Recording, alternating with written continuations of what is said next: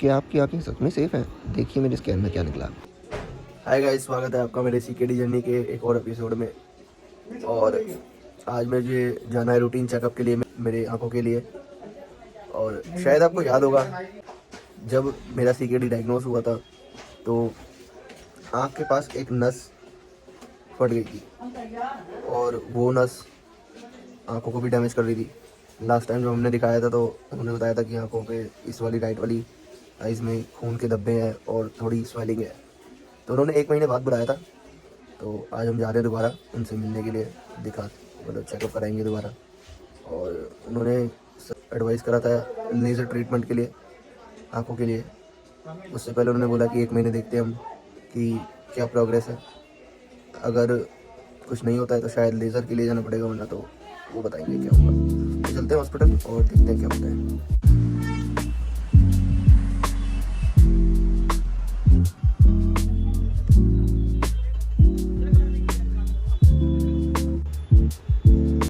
तो सबसे पहले हमें जाना था इस वाले कैबिन में। यहाँ पे भीड़ थोड़ी ज़्यादा थी। अंदर ना बैठ के हमने बाहर बैठ के वेट किया अपने टर्न का। इस कैबिन में मेरा आई साइट टेस्ट हुआ, जिसकी रिपोर्ट्स अच्छी नहीं थी। फिर हम आए मेन डॉक्टर के कैबिन में।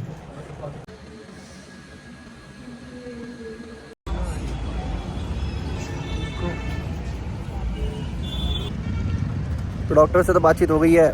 उन्होंने, जैसे मैंने आपको बोला था कि लेज़र ट्रीटमेंट लिखा है, तो लेज़र करवाना पड़ेगा। उससे पहले एक चेकअप लिखा है, वो इस हॉस्पिटल में होता नहीं है, प्राइवेट क्लिनिक में जाना पड़ेगा चेकअप कराने के लिए। तो अब हम जा रहे हैं, टाइम ना वेस्ट करते हुए सीधा वहीं पे ही। वैसे तो उन्होंने रिकमेंड करा कि हम ये एम्स से भी करा सकते हैं, लेकिन आपको पता ही है एम्स में पहली बात तो 2 महीने बाद हमारा अपॉइंटमेंट है। 2 महीने तक वेट करना पड़ेगा, उसके बाद भी इतनी भाग दौड़ ये सब। तो इससे अच्छा है थोड़े पैसे खर्च हो जाएँ और काम हो जाए। तो हम जा रहे हैं, मिलेंगे आपको वहीं पे ही, करवाते हैं वहाँ पे चेकअप। तो पहुँच गए हम eye care centre doctor Renu Gupta के पास, जहाँ हमें रिकमेंड करा था जाने के लिए।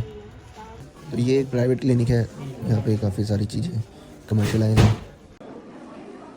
तो इस कैबिन में होना था हमारा स्कैन, और इसमें काफ़ी सारी मशीनें भी थी, काफ़ी अलग अलग टेस्ट के लिए। स्कैन से पहले मेरी आंखों में एक आई ड्रॉप डाली है, जिससे आंखों की पत्तियाँ बहुत बड़ी हो जाती हैं। इस टाइम पे मुझे कुछ दिख नहीं रहा है, सब कुछ धुंधला धुंधला दिख रहा है। फाइनली काफ़ी ज़्यादा वेट करने के बाद हमारा स्कैन स्टार्ट हुआ। प्रॉब्लम एक आंख में थी, लेकिन इन्होंने स्कैन दोनों आंखों का करा पैसे बनाने के लिए। तो स्कैन के बाद हमारे हाथों में दे दी रिपोर्ट, और हो गया यहाँ पे हमारा काम।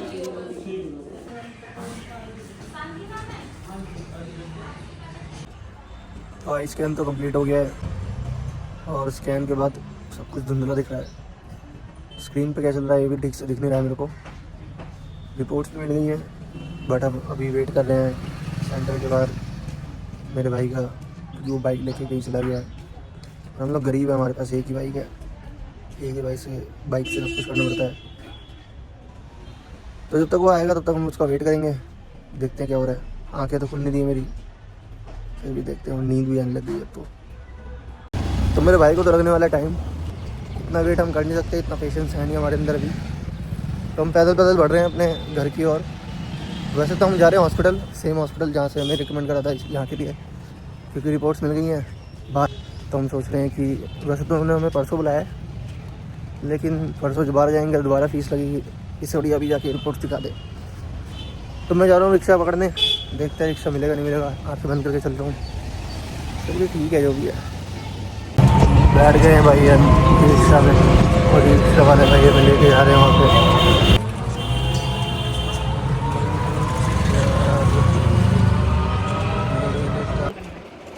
तो प्लान में थोड़ा चेंज करते हुए रास्ते में मुझे याद आया कि 1 से 1:30 बजे के बीच में वहाँ पे लंच हो रहा होता है, और अभी टाइमिंग हो रही थी 1 के आसपास।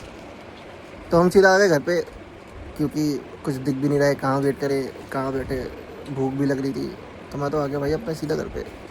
अब देखते हैं थोड़ी देर में जाना पॉसिबल हो पाएगा तो जाएंगे, वरना तो उन्होंने परसों बुलाया है, परसों जाएंगे, परसों दिखाएंगे।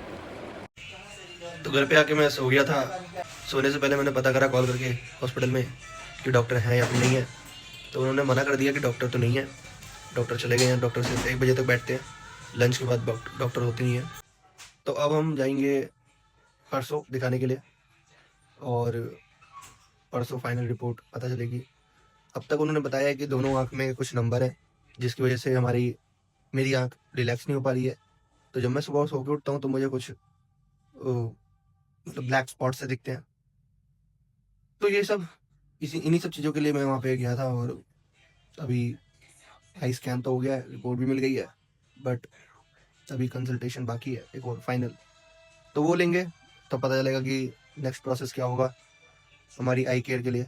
बाकी अगर आपको व्लॉग पसंद आ रहा है तो इसको लाइक कीजिए, सब्सक्राइब कीजिए, और आपके मन में कोई क्वेरी है या फिर आप कुछ पूछना चाहते हैं सीक्रेट जर्नी के बारे में तो आप कमेंट बॉक्स में पूछ सकते हैं। अभी के लिए मैं थोड़ा फ्रेशन अप होने के लिए थोड़ा मैंगो शेक पीऊँगा, मतलब मैं दूध भी पी सकता हूँ, मैं मैंगो भी ले सकता हूँ।